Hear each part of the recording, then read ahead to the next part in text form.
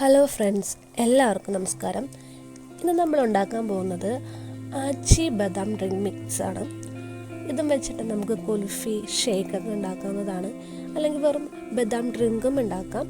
ഇതിൻ്റെ റേറ്റ് വരുന്നത് 175 രൂപയാണ്. ഇത് ഒരെണ്ണം വാങ്ങിച്ചിട്ടുണ്ടെങ്കിൽ ഒരെണ്ണം ഫ്രീ ആണ്. ഇതിൽ എങ്ങനെയാണ് ഉണ്ടാക്കുന്നതെന്നൊക്കെ അവർ കൊടുത്തിട്ടുണ്ട്. അപ്പോൾ നമുക്കിത് എങ്ങനെ ഉണ്ടാക്കുന്നത് നോക്കാം. അപ്പം ഞാൻ ഇവിടെ ആ പാക്കറ്റ് പൊട്ടിച്ചിവിടെ വെച്ചിട്ടുണ്ട്.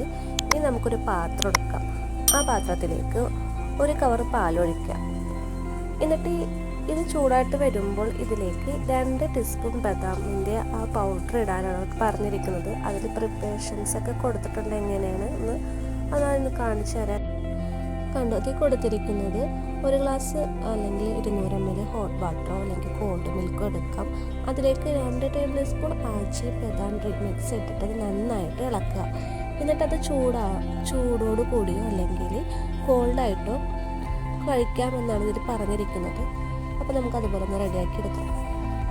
ഞാനിവിടെ എടുത്തിരിക്കുന്നത് ഒരു കവർ പാലാണ്. അതിലേക്ക് 4 ടീസ്പൂൺ ഈ ബദാം ഡ്രിങ്ക് മിക്സ് ഇട്ട് കൊടുത്തിട്ടുണ്ട്. അത് നന്നായിട്ട് ഇളക്കിയതിന് ശേഷം നമ്മൾ സാധാരണ പാലൊക്കെ വേവിച്ചെടുക്കില്ല, അതുപോലെ തന്നെ നമുക്ക് വേവിച്ചെടുക്കുകയാണ്. അപ്പോൾ നമുക്കിത് അപ്പോൾ അതേ ഇതിൽ നന്നായിട്ട് തിളവഞ്ഞുണ്ട്. ഇനി നമുക്ക് സ്റ്റവ് ഓഫാക്കിയിട്ട് ഇതൊരു പാത്രത്തിലേക്ക് മാറ്റിയിട്ട് നമുക്ക് തണുക്കാൻ വെക്കാം. നിങ്ങൾക്ക് വേണമെങ്കിൽ ചൂടോടുകൂടി കഴിക്കാവുന്നതാണ്. ഞാൻ പക്ഷേ ഇത് തണുപ്പിക്കാനായിട്ട് വെച്ചിട്ടുണ്ട്.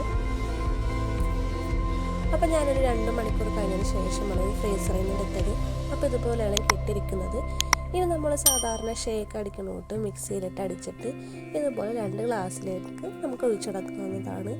നിങ്ങൾക്ക് വേണമെങ്കിൽ ഇതിൻ്റെ മുകളിൽ ബദാമിൻ്റെ ഈ പൊടിച്ചതോ അല്ലെങ്കിൽ പിസ്ത പൊടിച്ചതോ ചേർത്ത് കൊടുത്തിട്ടുണ്ടെങ്കിൽ കാണാൻ കുറച്ചൊരു ഭംഗിയായിരിക്കും.